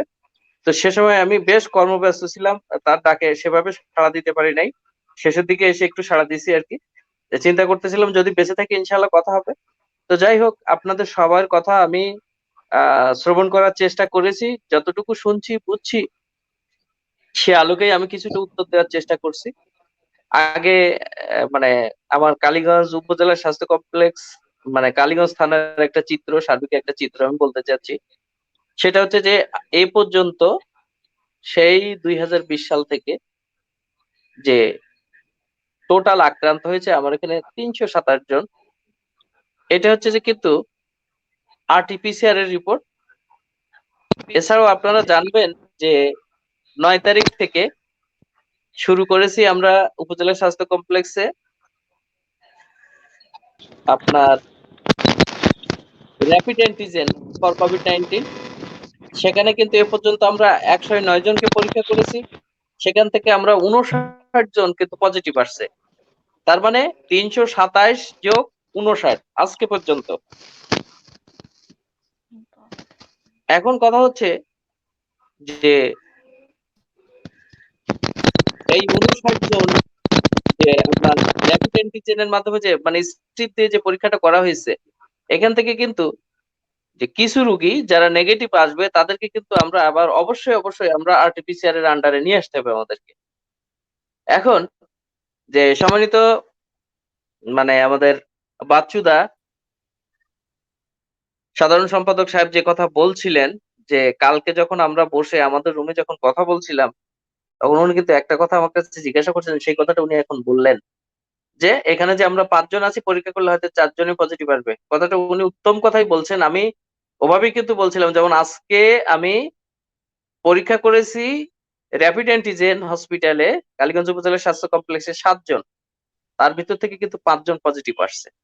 তার মানে সার্বিক চিত্রটা বোঝাই যাচ্ছে যে এখানে আক্রান্তের হারটা কিরকম। এই যে ইন্ডিয়ান ভ্যারিয়েন্টটা কিন্তু বেশ ভালো মতো ছড়াইছে আমাদের এখানে। এখন ব্যাপার হচ্ছে যে মানুষের সচেতনতা। আর পরিসংখ্যান তো আপনারা জানেনই যে যখন মার্চে 2020-এর মার্চে যে আমাদের বাংলাদেশে যখন শুরু হইলো, তখন কিন্তু আমরা দেখছি যে আমি হসপিটাল থেকে কাজ শেষ করে রাত 12:30 1টা এরকম সময় যখন বাইক নিয়ে বের হতাম, রাস্তায় কিন্তু সব ফাঁকাই থাকতো। তো সেই সময় যে মানুষের একটা যে ভীতি কাজ করতো, যে একটা সচেতনতা কাজ করতো, সেই জিনিসটা কিন্তু এখন একবারে নাই। সম্মানিত আ মুজিবুর রহমান সাহেব যে কথা বলেছেন উনি, ওনার কথা আমি খেয়াল করছি যে আগে যেরকম করোনা পরীক্ষার জন্য বাড়ি, বাড়ি যাওয়া হইতো, এখন যাওয়া হচ্ছে না। বা কিছুটা অবহেলা হচ্ছে কিনা বা আ এরকম কথা আরকি। তো উনার প্রতি আমি সম্মান প্রদর্শন করে বলতে চাই যে আসলে ব্যাপারটা হচ্ছে যে অবহেলাটা হচ্ছে যে আমি যেটা মনে করতেছি মানে আমার জ্ঞানে যেটা বলতেছে যে অবহেলা কিন্তু আমি আমার সাথেই করতেছি। আপনি আপনার সাথেই করতেছেন। জিনিসটা এরকম হয়ে যাচ্ছে মনে হচ্ছে আরকি যে একটু মানুষের ভিতরে একটু সচেতনতা লক্ষ্য করা কিন্তু যাচ্ছে না। আ নিজের প্রতি সে অবহেলা করছেন। উনি বেশ কিছু উদ্ধৃতি দিয়েছেন যে আ যত কিছুই মানে এই খারাপ সিচুয়েশন এগুলো কিন্তু আমাদেরই তৈরি করা। এরকম টাইপের উনি আ মানে উদাহরণগুলো দিয়েছেন। যথার্থ উদাহরণই উনি দিয়েছেন। আর নমুনা সংগ্রহের ব্যাপারে একটু বলব যে মানুষকে বুঝেই মানে পরীক্ষার ভিতরে নিয়ে আসা যাচ্ছে না। আর বাসাবাড়িতে গেলে কিন্তু তখন পরীক্ষা করার জন্য চার্জ আরো বেশি থাকে। মনে হয় আপনারা অবশ্যই জানেন হসপিটালে এই পরীক্ষা করার জন্য এখন বর্তমানে ৳১০০ সেই ৳১০০ দিয়েই কেউ পরীক্ষা করতে চাচ্ছে না। তার ওই বাড়ি গেলেই তো মনে করেন যে হয়তোবা মানে তেড়ে দিবে এরকম একটা অবস্থা আরকি। মানে যদি আপনি আমরা সবাই যদি সচেতন হইতে পারি, যে কথা বলতে চাচ্ছি যে মানুষ যারা বাহিরে আসতেছে তারা যদি নিজের প্রতি নিজে যদি সচেতন হইতো যে আমাকে পরীক্ষার আওতায় আসতে হবে। ইন্ডিয়ায় যেরকম দেখেন যে মানুষ কবর দেওয়ার জায়গা নাই, আ শ্মশানে পোড়ানোর মতো জায়গা নাই। এরকম একটা সিচুয়েশন এর ভিতরে। তো এইটা দেখে কি আমরা একটুও কি শিখতে পারি না? সাধারণ পাবলিক তো একটু নিয়মের ভিতরে আসতেছে না। জনাব সাইফুল বারী সভাপতি সাহেব বলছেন যে একটা কথা বলছেন যে উনি যে তামাশার কথা। আসলেই সত্যি কথা। আমরা নিজেদের সাথে নিজেরাই তামাশা করছি। এখানে কিন্তু জনসচেতনতার কোনো বিকল্প নাই। এই যে আমরা যতদিন পর্যন্ত মানে নিজের সম্পর্কে নিজে সচেতন না হতে পারবো, ততদিন পর্যন্ত কিন্তু আমরা মানে এই ধরনের পরিস্থিতি থেকে মুক্ত হতে পারবো না। আমরা যদি আল্লাহ সুবহানাহু ওয়া তাআলার উপরে ভরসা করে সচেতন হই, মাস্ক পরিধান করি, তাহলে কিন্তু আমরা এই ধরনের পরিস্থিতি থেকে ইনশাআল্লাহ পরিত্রাণ পেতে পারি বলে আমার মনে হয় আরকি। দেখেন সার্বিক পরিস্থিতি যে আজকে আপনারা দেখতে পাচ্ছেন যে টোটাল ৬৩ জন মারা গেছে। তো এই জিনিসটা কিন্তু আমাদের সাতক্ষীরা জেলায় সব মিলায় ৬৩ জন বলতেছেন যে যেটা কিন্তু একটা মানে ভালো লক্ষণ প্রকাশ করে না কিন্তু এটা দিয়ে।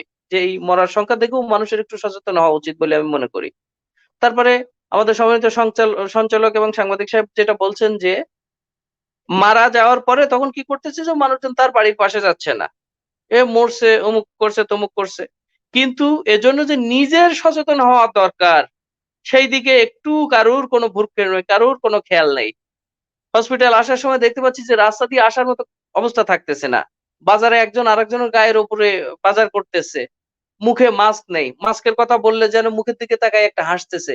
মানে যত দায় যেন মানে যারা মিডিয়ায় কাজ করতেছে, এই খবরগুলো মানুষের কাছে পৌঁছায় দিচ্ছে এদের যত দায়, যারা ডাক্তারি করতেছে এদের যত দায়, যারা হেলথ এর সাথে জড়িত এদের তত দায়, যারা প্রশাসনে কাজ করতেছে তারা আসতেছে লাঠি নিয়ে এই দিক থেকে যাচ্ছে ওই দিক থেকে দৌড় মারতেছে। কার ক্ষতি কে করতেছি? আমার কোয়েশ্চেনটা হচ্ছে এই যে কার ক্ষতি কে করতেছি আমরা? আমরা নিজের ক্ষতিটা যখনই বুঝতে পারবো যে আমরা চরম একটা ক্ষতির ভিতরে পড়ে যাচ্ছি, তখনই মনে হয় আমরা এই পরিস্থিতি থেকে পরিত্রাণ পেতে পারি। আ সম্মানিত সঞ্চালক সাহেব আমার কাছে যে কোয়েশ্চেন করছিলেন যে করোনার কি, কি লক্ষণ থাকে? তা আমরা তো অলরেডি আজকে ১ বছরের বেশি সময় ধরে এই পরিস্থিতি মোকাবেলা করতেছি। তা আমরা কিন্তু সবাই কমবেশি এই পরিস্থিতি মানে করোনার লক্ষণগুলো আমরা জানি। এছাড়াও কিন্তু আ ৩০ ভাগ ক্ষেত্রে লক্ষণ প্রকাশ পায় এবং ৭০ ভাগ ক্ষেত্রে কিন্তু লক্ষণ ঠিকঠাক মতো প্রকাশ পায় না। তো মোটামুটি যে লক্ষণগুলো আমরা পাইতে পারি সেখানে একটা সাধারণ উপসর্গ, কম সাধারণ উপসর্গের ভিতরে আমরা বলতে পারি যে ব্যথা যন্ত্রণা হওয়া, গলা ব্যথা করা, ডায়রিয়া হওয়া, কনজাংটিভাইটিস হওয়া, মাথা ব্যথা করা, স্বাদ এবং গন্ধ না পাওয়া, ত্বকে ফুসকুড়ি ওঠা, পায়ের পাতা ফ্যাকাশে হয়ে যাওয়া, এটা হচ্ছে কম সাধারণ উপসর্গের ভিতরে পড়ে। আর গুরুতর উপসর্গের ভিতরে আছে যেমন শ্বাস নিতে অসুবিধা হওয়া বা প্রবল শ্বাসকষ্ট হওয়া, বুকে ব্যথা বা চাপ অনুভব হওয়া। তারপরে আরেকটা জিনিস আসতেছে যে কথা বলার মানে ইচ্ছে বা হাঁটা চলার শক্তি হারিয়ে ফেলা। এই সমস্ত উপসর্গগুলো কিন্তু 5 থেকে 6 দিনের ভিতরে প্রকাশ পায়, আবার 14 দিন পর্যন্ত সময় নিতে পারে, আবার কোনো উপসর্গ নাও থাকতে পারে।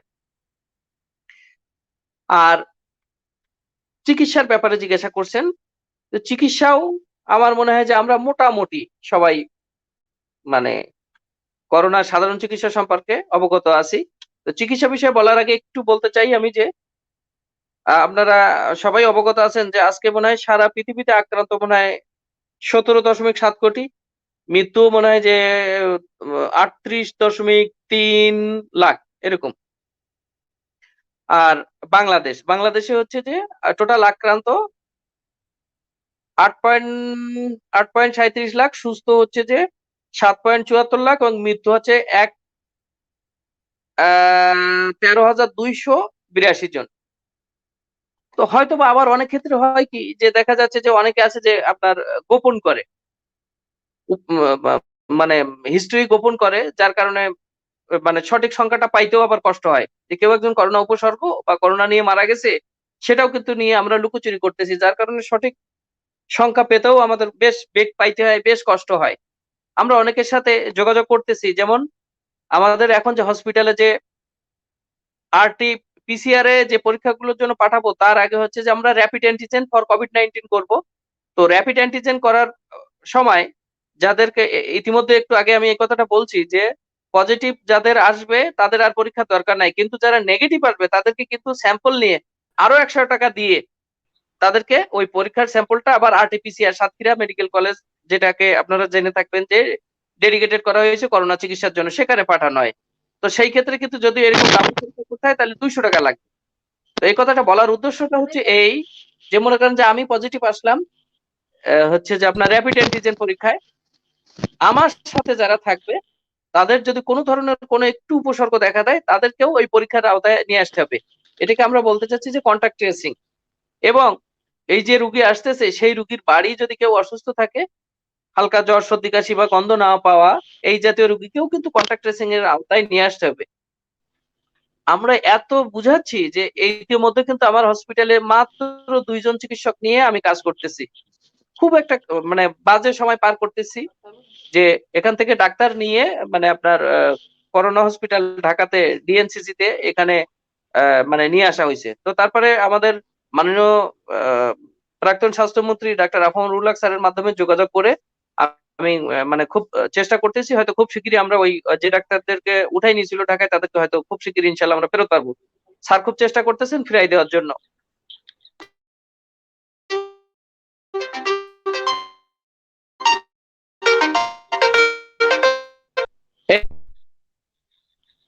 হ্যালো, আমার কথা কি শোনা যাচ্ছে কিনা? হ্যালো, হ্যাঁ, শোনা সঞ্চালক মহোদয় একটু হ্যাঁ, শোনা যাচ্ছে। মানে রিপ্লাই করবেন, আমার কথা শুনতে পাচ্ছেন কিনা?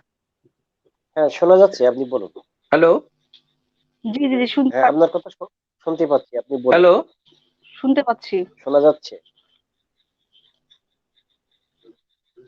আহ, আপনারা কি আমার কথা শোনা যাচ্ছে? আমার কথা শোনা যাচ্ছে কিনা হ্যাঁ, একটু আপনারা সাড়া দিবেন। হ্যাঁ, হ্যাঁ, আপনার হ্যাঁ, কথা শুনতে শোনা জি, যাচ্ছে। আপনার কথা শুনতে পাচ্ছি। তো এই ধরনের পরিস্থিতিতে মানুষকে যে আমরা বোঝাচ্ছি, মানে মানুষ কেন জানো এত বোঝানোর পরেও মানুষ কেন এটা নেগেটিভ ভাবে নিচ্ছে আমি বুঝতেছি না, আমার বুঝে আসতেছে না। যে আমি কিন্তু আপনারা হয়তো এর আগে জানছেন, আমি কিন্তু যে আমার হসপিটালে আমি কিন্তু পজিটিভ হয়েছিলাম। আমি মানুষের কাছাকাছি থাকার চেষ্টা করি, মানুষকে সেবা দেওয়ার চেষ্টা করি আপনাদের দোয়ায়, আপনাদের ভালোবাসায়। তো মানুষকে যাতে আমরা আরেকটু বুঝাইতে পারি, আমরা যারা মিডিয়ায় কাজ করতেছি, আপনারা সমাজের আয়না, যে আপনারা আবার একটু যে পেপার লেখা বা হচ্ছে যে ফেসবুকে একটু লিখে যদি মানুষকে যদি একটু সচেতন করা যায়, আপনারা প্রতিনিয়ত করে যাচ্ছেন, আপনারা করতেছেন, আমরা করতেছি, প্রশাসন লোক করতেছে, ইউনো সাহেব করতেছে প্রতিনিয়ত, কিন্তু তারপরও মানুষের সচেতনতার লেভেলটা খুবই কম। তারপরেও আমরা আরো একটু চেষ্টা করব আমরা যে যে জায়গায় আছি সেই সেই জায়গা থেকে একটু সচেতন করার। এখন আসি যে চিকিৎসার ব্যাপারে। চিকিৎসার ব্যাপারে কথা বলবো একটাই, সেটা হচ্ছে যে কোনো উপসর্গ নেই, কোনো চিকিৎসা নেই। তারপরেও আমাদেরকে যেটা করতে হবে সেটা হচ্ছে যে প্রতিরোধের জন্য প্রথমত জিনিস যে মাস্ক পরার কোনো বিকল্প নেই। মাস্ক পরতে হবে, মাস্ক পরতে হবে, মাস্ক পরতে হবে। হাত ক্ষারযুক্ত সাবান দিয়ে ওয়াশ করতে হবে। হাসি কাশির সময় হাসি কাশির শিষ্টাচারটা মানতে হবে। সেটা কি হাঁকছু লাগলো, টিস্যু ইউজ করলাম, নতুবা এই যে হাতের কনুইতে দিলাম। অনেকে কি করতেছি যে আমরা হাঁকছু লাগতেছে আমরা এভাবে হাতের ভিতরে দিচ্ছি, দিয়ে আরেকজন আসতেছে তার সাথে হাত মিলাচ্ছি, বা সারা রুমটা ওই ভাইরাস গুলোকে ছড়াই দিচ্ছি। তো এগুলো থেকে আমাদের বিরত থাকতে হবে।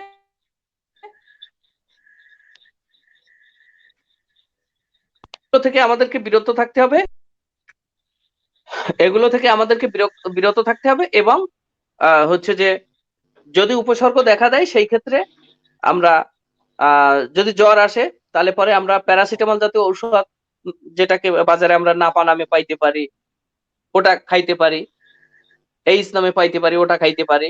এবং যদি সর্দি কাশি থাকে তাহলে আমরা অ্যান্টিহিস্টামিন জাতীয় ওষুধ খাইতে পারি।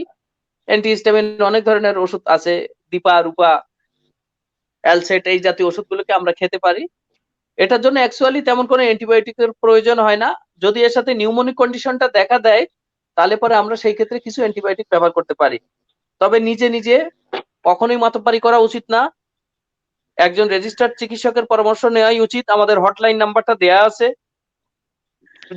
যে কোনো সময় যোগাযোগ করলে হটলাইনে তার সাথে কথা বলা হবে এবং প্রয়োজনীয় চিকিৎসা প্রদান করা হবে। আমি আপনাদের মাধ্যমে কালীগঞ্জবাসীকে সচেতন করতে চাই যে চিকিৎসার ব্যাপারে কোনো কম্প্রোমাইজ নেই। রেজিস্টার চিকিৎসকের পরামর্শ খুব করে প্রয়োজন। কেউ বললো এই ওষুধটা খাও, এই ওষুধটা খাওয়ার কোনো মানে হয় না। এই গত 2-3 দিন আগে একটা ছেলে কিন্তু ভাড়া সিমলায় মারা গেছে। 10 দিন যাবৎ ঝড়ে ভুগতেছিল জ্বরে, সে কিন্তু চিকিৎসকের শরণাপন্ন হয় নাই। একদম শেষ মুহূর্তে এসে সে উপজেলা স্বাস্থ্য কমপ্লেক্স কালীগঞ্জেতে আসে, তখন তার অক্সিজেন স্যাচুরেশন মাত্র 35। এমনি অক্সিজেন স্যাচুরেশন লেভেলটা যদি 95 এর নিচে নামে সেই ক্ষেত্রে কিন্তু আমরা সেটাকে খারাপ হিসেবে বিবেচনা করতে থাকি।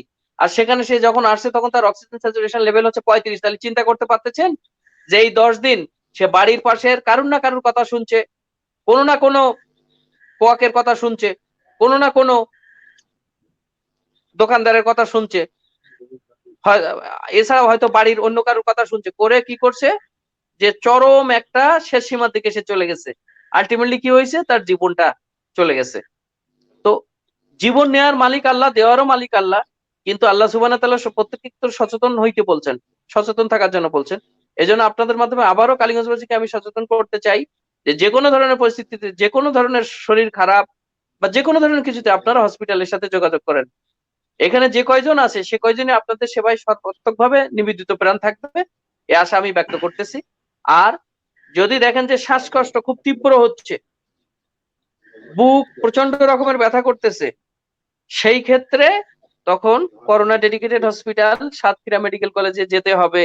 কারণ সেই ধরনের চিকিৎসার জন্য হাই ফ্লো অক্সিজেন লাগে, যেটা উপজেলা লেভেলে দেওয়া তখন সম্ভব হয় না। তো এই আর তেমন কিছু বলতে চাই না। সবার সুস্বাস্থ্য, সবার মঙ্গল কামনা করি। বিশেষ করে কালীগঞ্জবাসী তথা সাতক্ষীরাবাসীর যেন এই করোনাকালীন পরিস্থিতি মহান আল্লাহ রাব্বুল আলামিনের ইচ্ছায় কাটিয়ে উঠতে পারে এবং সুস্থ থাকতে পারে, সেই আশা ব্যক্ত করছি। ধন্যবাদ উপজেলা স্বাস্থ্য পরিবার পরিকল্পনা কর্মকর্তা। আপনি দীর্ঘ জার্নি করে আবার এই রাত জেগে মানুষের কল্যাণ প্রতিদিনের এই বিশেষ টক শোয়ে অংশগ্রহণ করার জন্য আপনাকে ধন্যবাদ জানাই। আহ, আহ, আহ, আমি আমাদের আমি আপনাদের কথা শুনতে পাচ্ছি না। লিপি, আপনি এসেছেন, আপনি কি আমাকে শুনতে পাচ্ছেন লিপি? লিপি, আপনি কি শুনতে পাচ্ছেন? আচ্ছা, আমার সহকর্মী লিপি এখনো নেট ক্লিয়ার না। শুনতে পাচ্ছেন আপনি লিপি?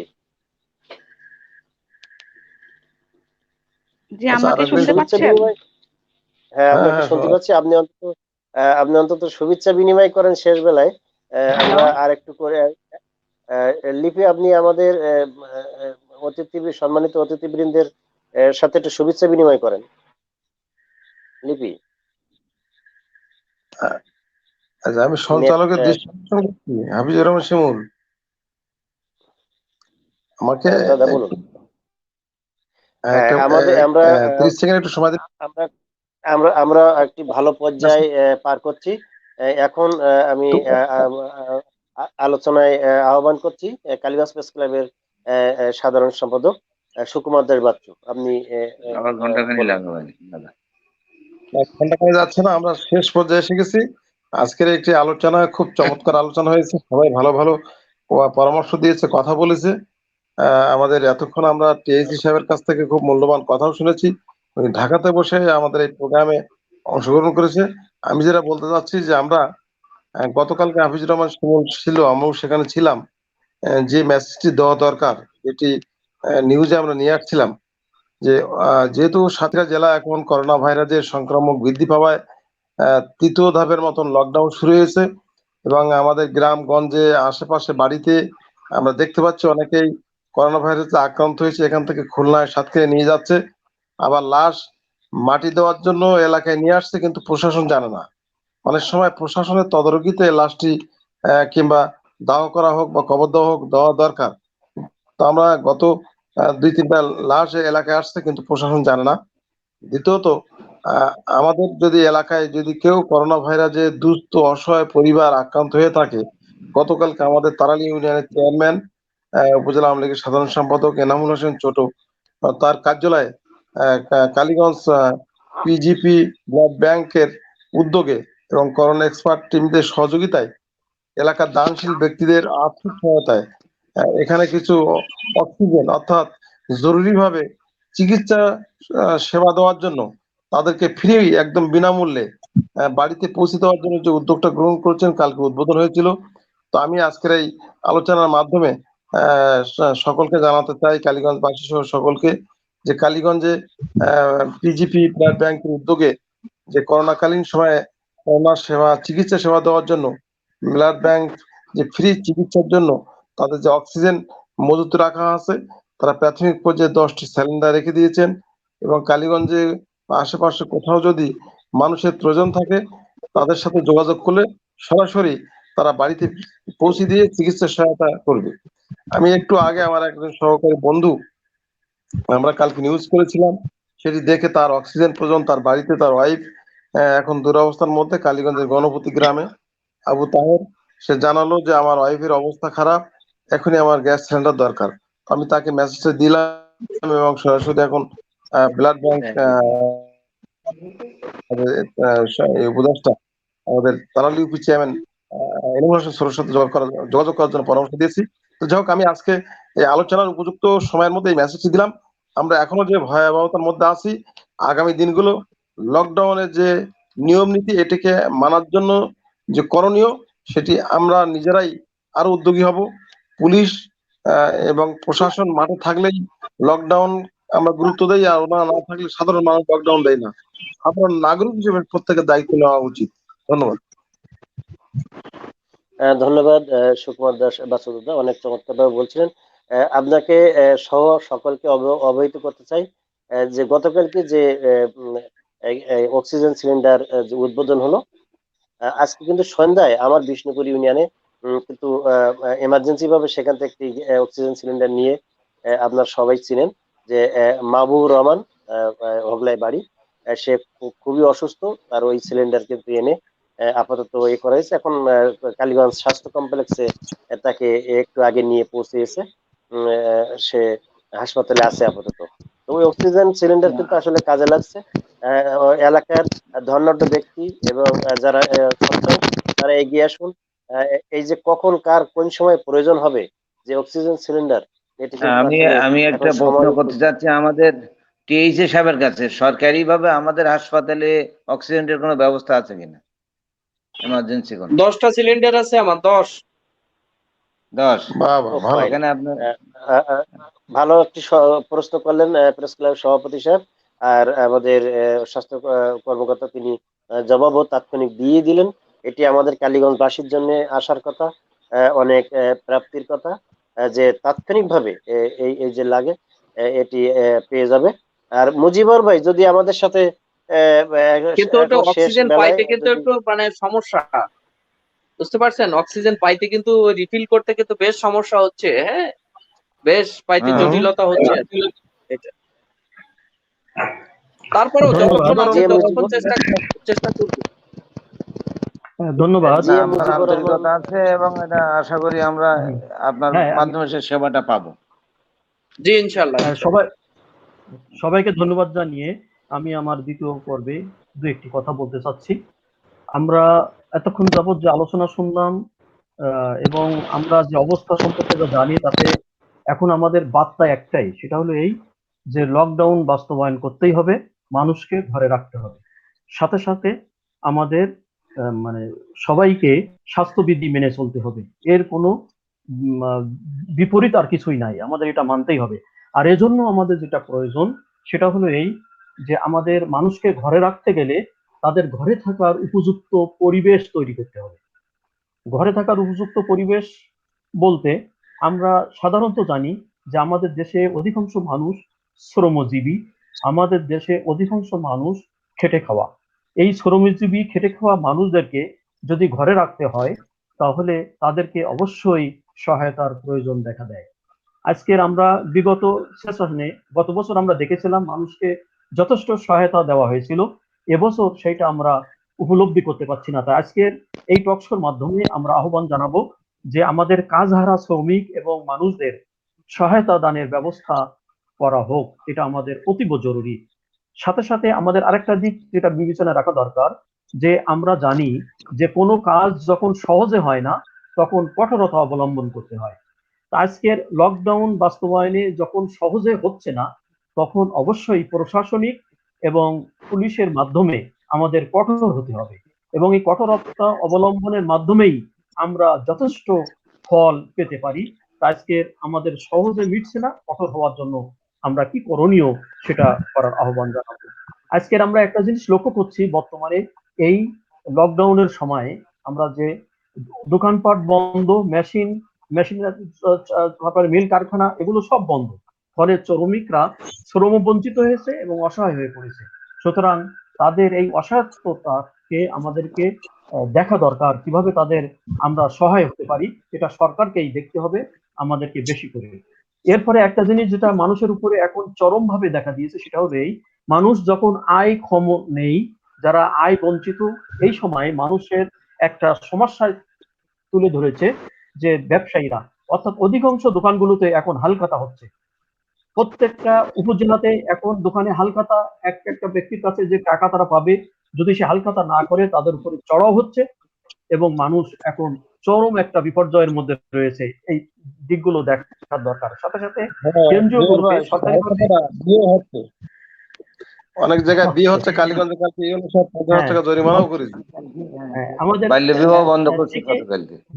বাল্য বিবাহ শুধু না, এমনি বিবাহ অনুষ্ঠান করেও বিবাহ হচ্ছে। সুতরাং এই আনুষ্ঠানিকতা, হ্যাঁ, হ্যাঁ। মানুষকে আমন্ত্রণ করে একত্রিত করে আমরা যে বিয়ে অনুষ্ঠান দেখছি, এগুলো অবশ্যই আমরা প্রশাসনিক ভাবে উদ্যোগ নেওয়া দরকার। আর একটা কথা বলবো যে আমাদের ডিসি মহোদয় সাহেবও কয়েকদিন আগে বলছিলেন যে কেন্দ্রীয় গুলো তাদের ঋণের কিস্তি আদায় করবে না, কিন্তু তারপরেও আমাদের আশ্বাসনীতে সকল এনজিও গুলো তারা ঋণের কিস্তি আদায় করছে এবং তারা ঋণের কিস্তি না দিলে তাদেরকে ভয় দেখানো হচ্ছে, যার প্রেক্ষিতে অসহায় গরিব মানুষগুলো এটার ব্যাপারে একটা যারা বিশেষ ঋণ ভূমিকা নিয়েছিল, নেওয়ার দরকার। এখন আমরা সবাই চেষ্টা করি কি করে আজকে লকডাউন বাস্তবায়ন করা যায়, কার্যকর করা যায়। এজন্য আমরা আজকের এই অনুষ্ঠানের মাধ্যমে, আজকে টকশোর মাধ্যমে আমরা যাদের কাছে এই কথাগুলো পৌঁছাতে পারছি, আমরা আশা করব তারা সবাই কার্যকরী ভূমিকা ক্ষেত্রে রাখবেন এবং আমরা নিজেরাও সচেতন হয়ে কিভাবে মানুষকে সচেতন করে আমরা লকডাউন বাস্তবায়ন করতে পারি সে চেষ্টা আমরা সবাই করব। আজকে এই আয়োজক গোষ্ঠীকে ধন্যবাদ জানিয়ে আমার দ্বিতীয় পর্বের আলোচনা এখানে শেষ করছি। আল্লাহ হাফেজ। ধন্যবাদ মুজিবুর রহমান ভাইকে, অনেক ভালোভাবে বলছিলেন। আসলে এই মুহূর্তে দরকার জনসচেতনতায়। প্রশাসন কিন্তু মাঠে রয়েছে, পুলিশ মাঠে রয়েছে, স্বাস্থ্য কর্মকর্তা স্বাস্থ্য কর্মীরা মাঠে রয়েছে, গণমাধ্যম কর্মীরা কিন্তু মাঠে রয়েছে। শুধুমাত্র জনপ্রতিনিধিদের আরো আন্তরিকতা হতে হবে, রাজনৈতিক নেতৃবৃন্দের আরো আন্তরিক হতে হবে। সব মিলে এই জনসচেতনতায় এবং সাধারণ মানুষকে উদ্বুদ্ধ করার জন্য, হ্যাঁ, এর পাশাপাশি যেমন আমার মুজিবুর রহমান ভাই বললেন যে সাধারণ মানুষ এখন স্বাভাবিকভাবে আয় রোজগার করতে পারছে না, কিন্তু যে এনজিওদের যে কিস্তি, সেই কিস্তির যে চাপ, সে চাপের কারণে তারা আরো দিশেহারা হয়ে যাচ্ছে। আবার হালখাতা যে পীড়াপিড়ি সাধারণ মানুষের উপরে চলছে, এটিও যেন শিথিল করা হয়। এটা প্রশাসনের কাছে আমরা এই টকশোর মাধ্যমে আহ্বান জানাচ্ছি। সর্বোপরি সকল অতিথিবৃন্দের আবারও মানুষের কল্যাণ প্রতিদিনের পক্ষ থেকে ধন্যবাদ জানিয়ে আপাতত বিষয়ভিত্তিক 11তম এই টকশো এখানে ইতি করছি। সকলেই ভালো থাকবেন, সুস্থ থাকবেন, আমাদের মানুষের কল্যাণ লিপি নূরের কোনো বা কোনো সাথে থাকবেন। বক্তব্য পাইলাম না, আমাদের সঞ্চালক। এই এই লিপি সহকর্মী ধন্যবাদ। লিপি, আপনি কি শুনতে পাচ্ছেন? আপনি কি শুনতে পাচ্ছেন? আমাকে দেখতে শুরু পেয়েছি থেকে ওনার কোনো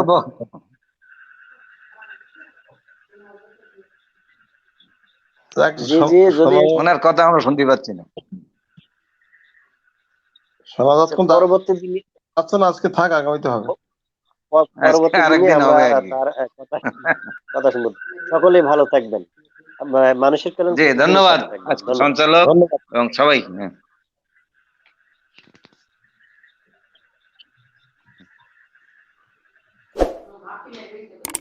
কে